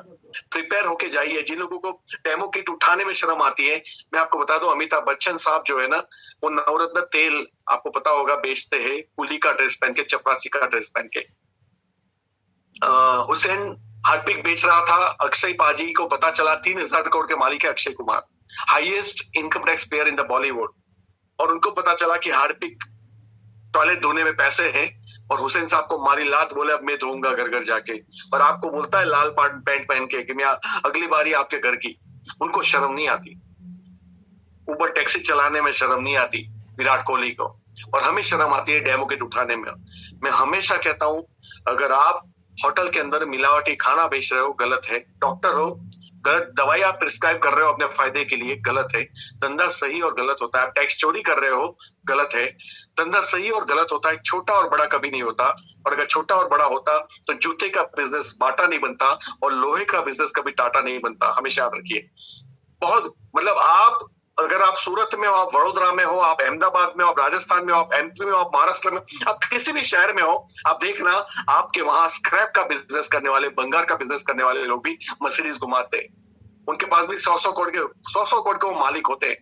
तो वो तो भंगार का धंधा है। पस्ती वाला पस्ती.com का 1,000 करोड़ की कंपनी है। आप पस्ती का धंधा उसको समझते हो। बिजनेस सही और गलत होता है, और आपको अगर गलत लगे मत करो, आपका माइंडसेट मत करो। कितने भी पैसे हैं हमें नहीं चाहिए। आज मैं आपको बता दूं, मैं महीने के 20-25 लाख कमा रहा हूं, वो इंपॉर्टेंट नहीं है। लेकिन मैं 40 रुपए की टूथपेस्ट बेच के कमा रहा हूं इस देश के अंदर, ये इंपॉर्टेंट है। पैसे आने इंपॉर्टेंट नहीं है, पैसे किस रास्ते से आ रहे, दैट इज मोर इंपॉर्टेंट। तो मैं सही रास्ते से कमा रहा हूं, मैं ईमानदारी के साथ कमा रहा हूं। मैं प्रोडक्ट थोपता नहीं हूं लोगों के ऊपर, आपको लेनी पड़ेगी 7,000 रुपए की, ऐसा नहीं है। आपको जितनी चाहिए उतनी लीजिए। बस आप ट्रेनिंग मीटिंग्स में आते रहिए, और आप अपनी टीम को, जैसे डेमोस्ट्रेशन जब भी करो तो प्रिपेयर होके जाइए। लोग बोलते दीदी 2 ग्लास लाओ ना, दीदी एक कपड़ा लाओ ना, दीदी एक पानी लाओ ना। अब फिर वो दीदी को बोलता है दीदी आप छूट जाओ, मैं आपको सपोर्ट करूंगा। दीदी बोलती है साला 1 घंटे से तो मैं तुझे सपोर्ट कर रही हूँ, तो कहां से मुझे सपोर्ट करेगा। कपड़े साफ सुथरे होने चाहिए। कई लोगों के जूते ऐसे होते हैं जैसा अफगानिस्तान के अंदर कोई बॉम्ब गिर गया, तो जूते साफ सुथरे रखिए। हमारा साइन एंड प्रोटेक्ट है, उससे साफ रखिए। मैं नहीं कहता कि हमें 2,000, 5,000, 10,000, 12,000, 15,000 का शर्ट पहनना चाहिए, ब्लेजर, लेकिन जो भी कपड़े पहने साफ सुथरे इस्त्री वाले पहने। मतलब जब आप लाखों करोड़ की बात करते हो ना, तो कम से कम आप टाइकून जैसे दिखने चाहिए। ये महिलाओं के लिए भी है, ये पुरुषों के लिए भी है, इस दोनों के लिए बात कर रहा हूँ। हमारा अपीयरेंस बहुत कुछ कह जाता है ना। इंसान का ड्रेस और एड्रेस बहुत मायने रखता है। तो कम से कम आपका ड्रेस जब आप कैरी करके लोगों के पास जाते हो तो परफेक्ट होना चाहिए, बदबूदार नहीं होना चाहिए बॉडी कि कोई हमारे से दूर भाग जाओ। अगर हम सॉक्स निकाल ले उसके घर के अंदर तो बदबू नहीं आनी चाहिए, रोज धो के पहनने चाहिए, रोज चेंज करने चाहिए उसको। वो फटे हुए नहीं होने चाहिए। कई लोगों के वो अंगूठे दिखते हैं, आपको पता है ना। अब भैया देखो, ये गरीबी की मजाक की बात नहीं है, प्रिपरेशन की बात है। अगर आप एक ऑटो रिक्शा लेते तो क्या आप 2.5 लाख का इन्वेस्टमेंट नहीं करते? तो जब आप लाखों करोड़ के बिजनेस में आए हो तो क्या हम 30, 40, 50, 60 रुपए, 100 रुपए के सॉक्स नहीं खरीद सकते? तो बड़ा अजीब सा लगता है। तो ये हंसी की बात नहीं है, कैरलेस की बात है। व्हाइट शर्ट पहनते और अंदर पूरी मंडी फटी हुई है, सब रोल राउंड दिख रहे हैं उसके। आदमी बोलता है मैं सपोर्ट करूंगा, बोले तेरा पूरा भारत दिख रहा है अंदर, तो क्या सपोर्ट करेगा भाई? वो जब बोलता है कि मैं आपके साथ हूँ, मैं आपके साथ हूँ, तो नीचे से अंगूठा भी बोलता है कि हाँ सच बोल रहा है, सच बोल रहा है।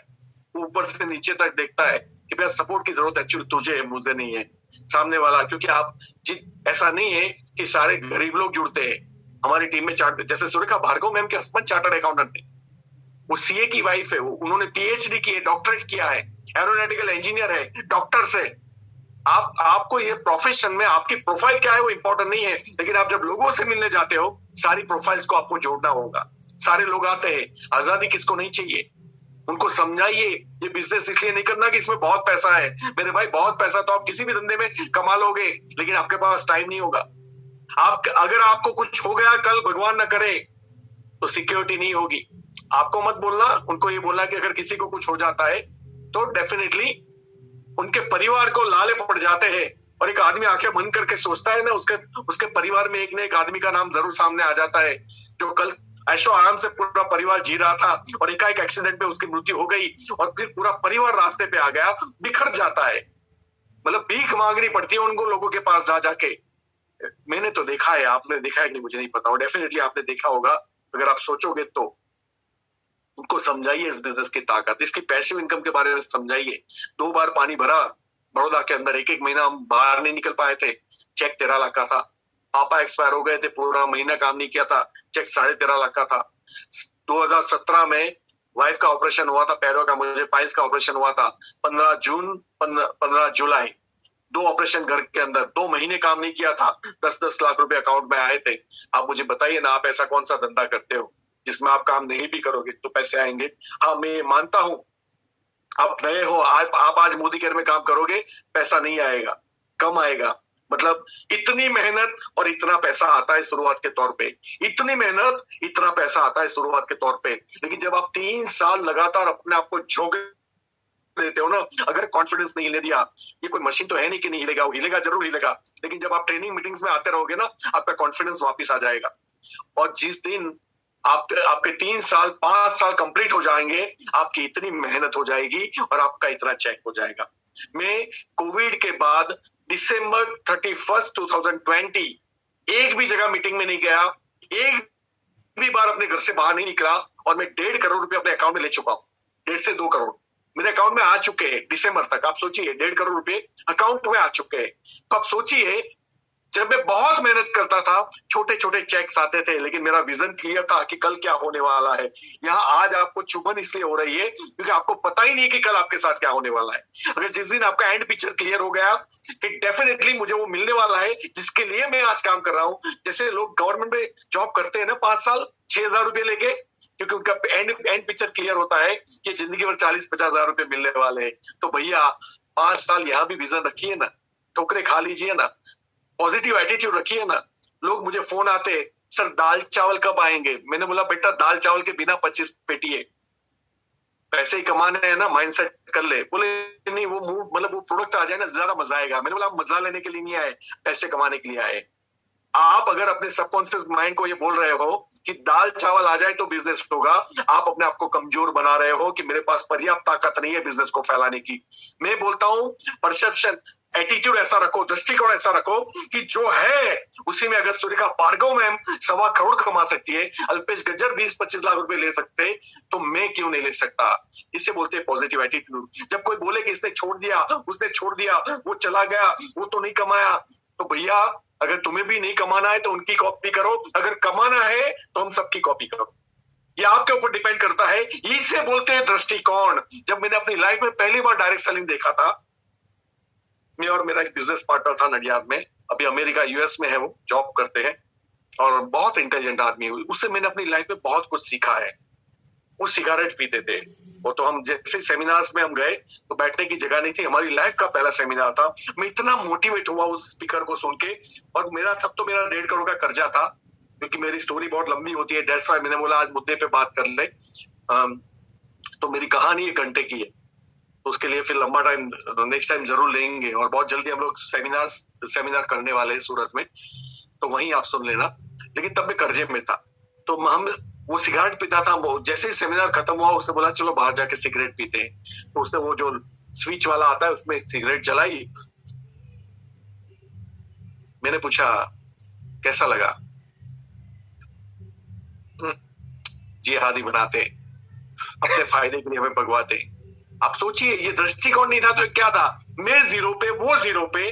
वो बोलता है कि हमें मोटिवेट कर रहा है, और मैं बोलता हूं कि यार वो 15 लाख रुपए कमा रहे हैं, मैंने उसका चेक देखा है और उसको भी किसी ने मोटिवेट किया होगा, दैट्स व्हाई आज वो 15 लाख रुपए कमा रहा है। तो मैं तो मोटिवेट होने के लिए तैयार हूं। अगर ऐसे करने से पैसे मिलते हैं तो बोले मैं तो तुझे भी मना करता हूं, नहीं करना चाहिए, मैं तो नहीं करूंगा। बॉस उन्होंने नहीं किया। जिस आदमी के ऊपर मुझे सबसे ज्यादा भरोसा था, जिसको साथ लेके मैं बहुत बड़ा कुछ कर पाता, वो तो मेरे साथ पहले दिन से नहीं था, और उससे कोई फर्क नहीं पड़ता। मैं आपको बता दूं, मैंने 500 लोगों की लिस्ट बनाई थी, जोड़ा बहुत लोगों को, ऐसा नहीं है। उसमें से 3 लोग आज मेरे साथ हैं, मुरली दिरासरी, अनिल नायक और गिरीश सुतार।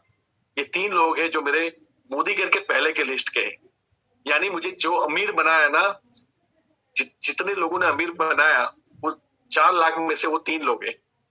बाकी के सारे लोग वो है जिनको मैं जानता नहीं था, मोदी केयर से पहले जानता नहीं था। आप सोचिए, उन लोगों ने मुझे अमीर बनाया है। वो कहां से आगे मुझे नहीं पता, क्योंकि मैंने कभी अपलाइन को ये नहीं बोला टीम काम नहीं करती, अपलाइन सपोर्ट नहीं करती, मैनेजमेंट ऐसा है। मैंने बस अपने 24 घंटे अपने हाथ में रखे। मैंने ये सोचा टीम नहीं काम करती ना, अल्पेश तू काम करेगा। टीम ट्रेनिंग अटेंड नहीं करती ना, अल्पेश तू ट्रेनिंग अटेंड करेगा। टीम सिस्टम में अप्लाई नहीं करती ना, तू अप्लाई करेगा। अपलाइन सपोर्ट नहीं करती ना, तू तो अपलाइन है, तू तो सपोर्ट कर अपनी टीम को। मतलब मैंने कभी एक अच्छी अपलाइन को ढूंढने का प्रयत्न कभी नहीं किया। मैंने हमेशा अच्छी अपलाइन बनने का प्रयत्न किया, क्योंकि जिस दिन मैं अच्छी अपलाइन बन जाऊंगा, कम से कम मेरी टीम की अच्छी अपलाइन की खोज तो निपट जाएगी, मेरी तो अधूरी भले ही रहे। तो अच्छी अपलाइन बनना ज्यादा इंपॉर्टेंट है, अच्छी अपलाइन ढूंढना इंपॉर्टेंट नहीं है।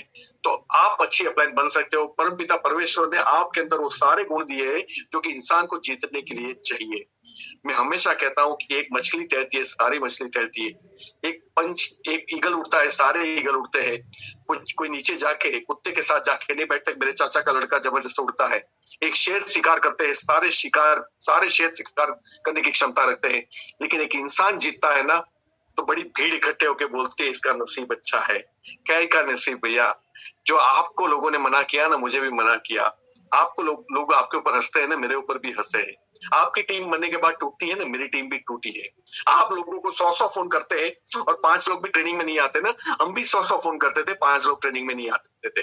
लेकिन हम डटे रहे, हम टीके रहे, हम विपरीत परिस्थितियों के अंदर भी काम करते रहे। जब लोग आईपीएल मैच देखते थे, पकोड़े खाते थे ना, हम डेमो करते थे।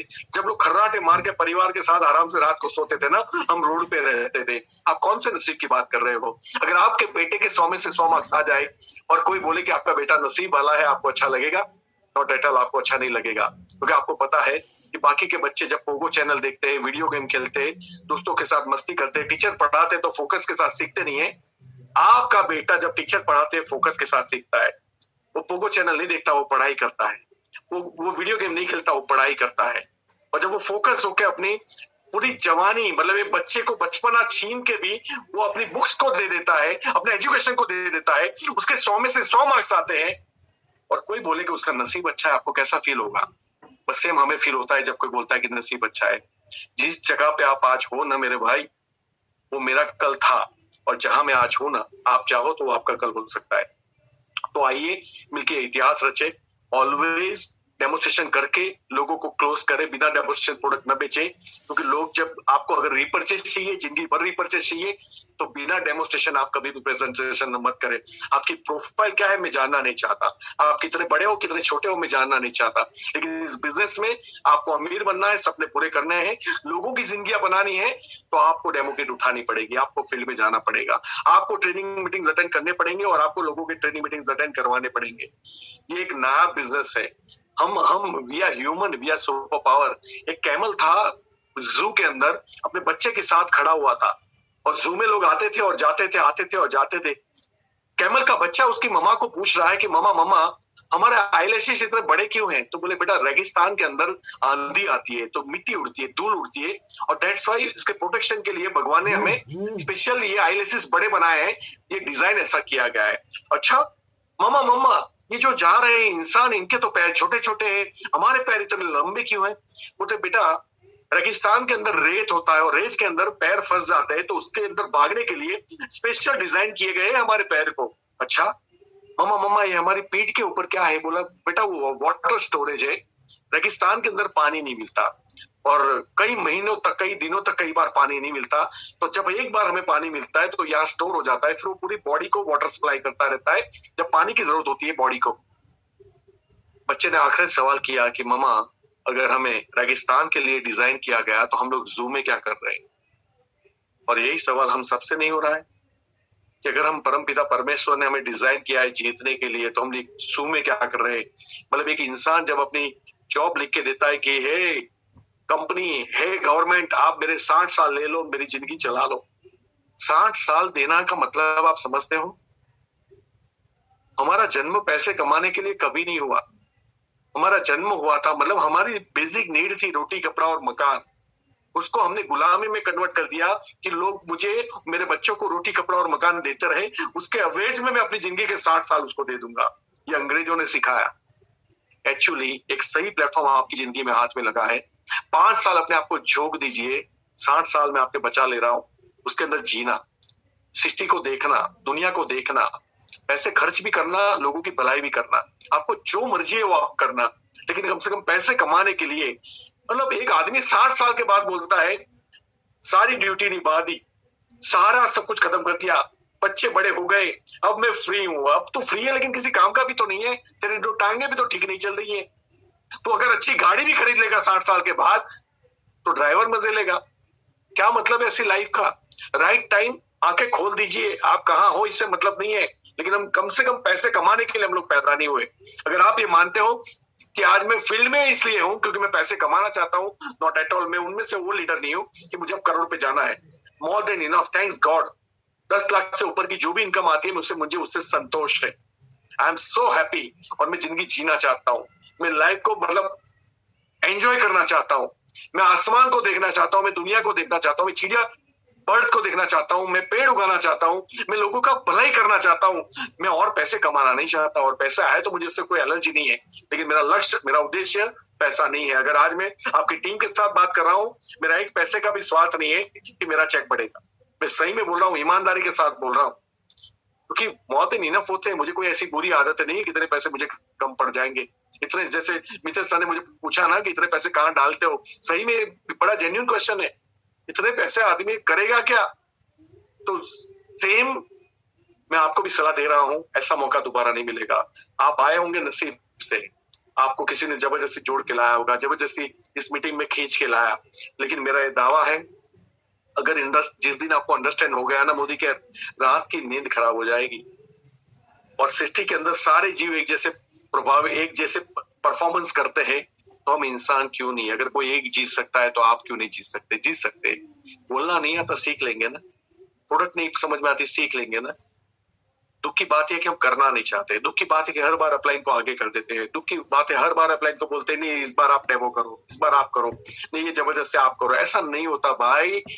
मतलब आप ये कहते हो कि जब आपको परफेक्ट डेमोन्स्ट्रेशन आएगा तब आप फील्ड में जाओगे। इसका ट्रांसलेशन करूं मैं सही लैंग्वेज में, इसका मतलब होता है जब मुझे तैरना आएगा तब मैं पानी में जाऊंगा। Is it possible? तू पानी में जाएगा नहीं बेटा, और तुझे तैरना आएगा नहीं। और अगर आप तैरना चाहते हो तो फिर पानी में जाना पड़ेगा, नाक में जाएगा, कान में जाएगा, आंख में जाएगा, लेकिन तैरना जरूर सीख लोगे। और जब तैरना सीखने के 25 लाख मिलते हो ना, तो सीखना नहीं चाहिए, मर मर के सीखना चाहिए, रैंक रैंक के सीखना चाहिए, किसी भी हाल में सीखना चाहिए।